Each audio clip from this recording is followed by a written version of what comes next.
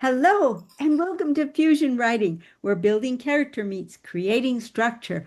Well, we are in the midst of our topic. This is where we go a little bit deeper in our subject matter for the month of August.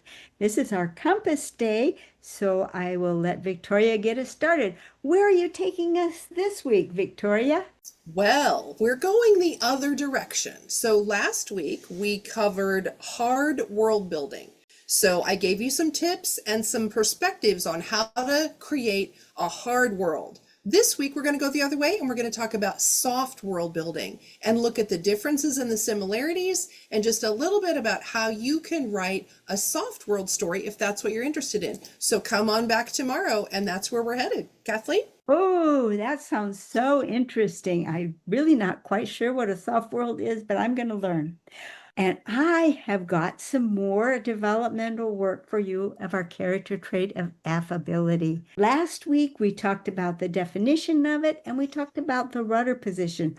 Well, this week, we're going to talk about the other positions on the character profile diagram. In particular, we're going to talk about the voices of the victory and the voices of the loss.